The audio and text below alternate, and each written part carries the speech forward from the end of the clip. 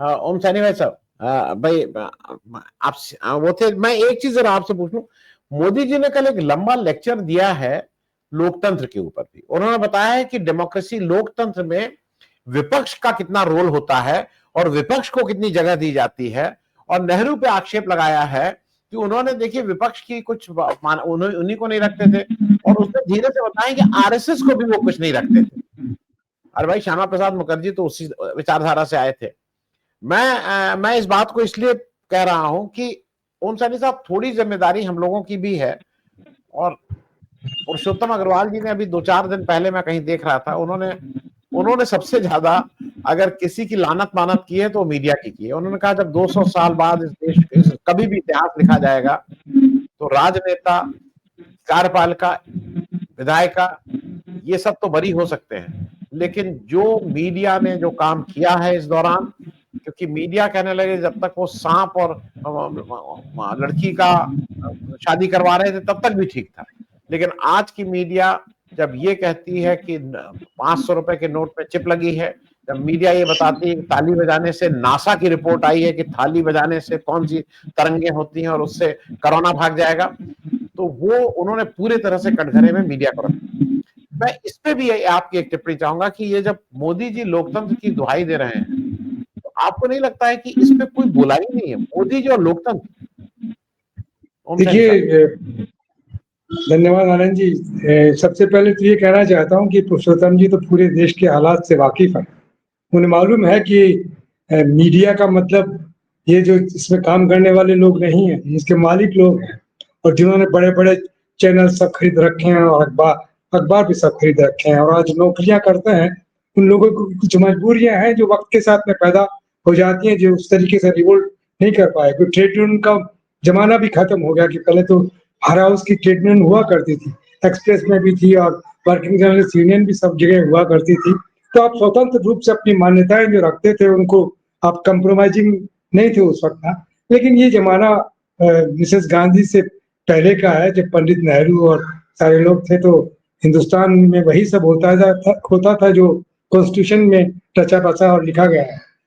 तो इसलिए उनका ये कहना मुझे वाजिब नहीं लगता, क्योंकि ठीक से पता है कि अब सब चीज़ों पे जब कैप्चर कर लिया है, सारे इंस्टीट्यूशंस उन्होंने कैप्चर कर लिए हैं, पोल्यूट कर लिया है, सब पे इनका सारा कब्जा है, तो उसमें वो पत्रकार क्या करेगा जो अकेला कहीं पर बैठा हुआ है। और जो लेबर लॉज है उनको भी उन्होंने ऐसे बना दिया कि कोई लड़ाई भी नहीं कर सकता उस तरीके से, जिस तरीके से ट्रीटमेंट किया करती थी।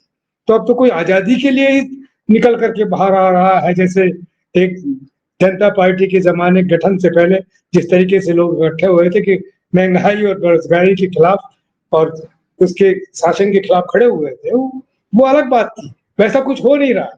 धीरे-धीरे करके इतना ज़हर डाला जा रहा है कि लोगों को पता ही नहीं लग रहा कि आप जो फरमा रहे हैं और अग्रवाल साहब ने जो कहा, वो उनको ये समझने की ज़रूरत है कि इनकी मजबूरी है और इनके बीच में काम करने वाले लोगों को भी। मैं यहाँ राजस्थान में सबसे पहले मैंने हॉकर्स यूनियन बनाई थी, और इसलिए बनाई थी कि इन मालिकों ने जो 2 पैसे देते थे अखबार के ऊपर और खुद खूब कमाते थे, पापड़ चाराने करवा दिए। लेकिन जैसे ही सब कुछ मिला, वो उनको सब कुछ ब्राइब करने लगे, होली पे, दिवाली पे खास तरह से उनको करने लगे, और सारा वो बिखर गया मामला। वो ट्रेड यूनियन वाला सेम ही नहीं रहा। अब एक ग्रुप है जिसको कि आप हायर कर लेते हैं और काम चलता रहता है, वैसा ही हो गया है।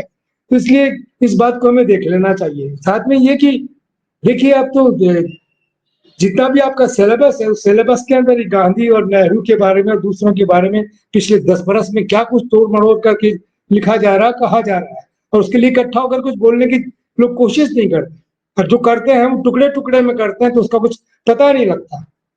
लेकिन ये तय है, और यही उसी का परिणाम है कि जो हमारी जो जमात है, यानी बहुसंख्यक जो हैं, उन बहुसंख्यक में अपना एक शायद कहीं पर उनकी अपनी हीनता भी भरी है। जब बहुसंख्यक होते हुए अभी शासक नहीं है, शासक तो अभी भी दूसरे ही लोग हैं, इस तरह की बात करते हैं वो लोग ना।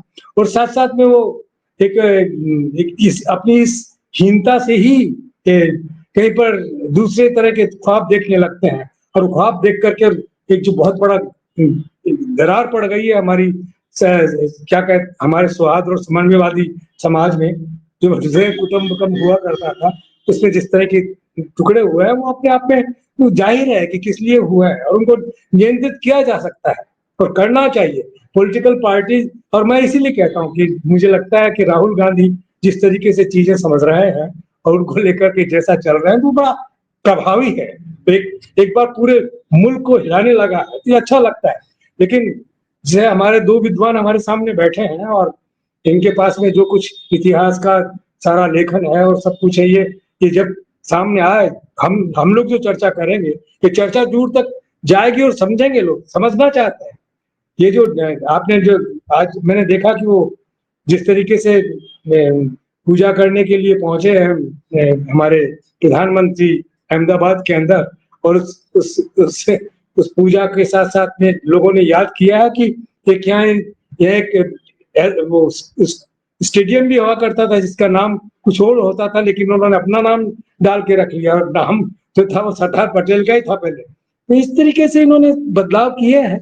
और ये मैं तो ड्यूरिंग इमरजेंसी भी मैं देखता था कि ये लोग इनको खास तौर से नाम दिया जाता था कि ये ह्यूमर स्प्रेडिंग सोसाइटी है, इधर से उधर बातें करते हैं जिनका बेस नहीं है, और जिस धर्म की ये बात करते हैं उसकी कोई बुनियाद नहीं है। यानी जो धर्म दर्शन जिसे कहना चाहिए, जो तर्क और तथ्यों के बगैर कहीं बढ़ता नहीं है आगे, और जिसपे आप आलोचना करने का पूरा हक रखते हैं। आप अपने भगवान को चुनौती दे सकते हैं, आप रिजेक्ट कर सकते हैं उसको, आप एक्सेप्ट ना करें उसको, बिल्कुल निकाल के रख दें। ये आपको ये हिंदू दर्शन बताता है। यानी कि हमारा जो वैदिक दर्शन है वो बताता है ना, इन सब चीजों को आप नजरअंदाज करते हैं और आप उनकी बातें कर रहे हैं जो पौराणिक है, और जिनमें भैरू जी, भूमिया जी और पता नहीं क्या क्या आडंबर और क्या क्या पाखंड, कैसे कैसे महात्मा और क्या कुछ किया करते हैं, वो आ गया है। मैं समझता हूँ कि इन सब से मुक्ति का प्रयास तभी हो सकता है। और एक बात और संपत जी कह गए, वो कह रहे थे कि कांग्रेस पार्टी खासतौर से इनके यहाँ जो रिसाले निकलते थे और जिस तरीके के लोग इनके यहाँ पढ़ने लिखने वाले हुआ करते थे सन 70 तक, श्रीकांत जी वगैरह तो इनकी कांग्रेस पत्रिका के एडिटर हुआ करते थे, और वो अपने आप में कंप्लीट इन्फॉर्मेशन होती थी देश में विदेश में क्या कुछ है, और उसके लिए कांग्रेस पार्टी की रीति नीति क्या होगी। तो जैसे कम्युनिस्ट पार्टीज में और ये दक्षिणपंथी ऑर्गेनाइजर वगैरह थे, इनमें भी हुआ करता था। लेकिन अब तो वैसा कुछ होता नहीं, अब तो एक तरफा हो रहा है सारा सब कुछ। इनसे मुक्ति के लिए कोशिश करनी चाहिए, और वो कोशिश मेरा ख्याल है कि इससे बेहतर हो नहीं सकती। जैसा कि अभी आप और मैं और बाकी संवाद हो रहा है, लोग अगर इसे सुन रहे हैं तो बहुत अर्थपूर्ण होगा।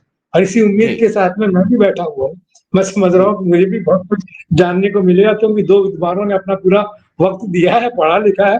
मैं उसमें क्या क्या जोड़ूंगा, मैं तो सुनना चाहूंगा और अपने आप को मजबूत करूंगा ताकि आगे बता सकूं। जी जी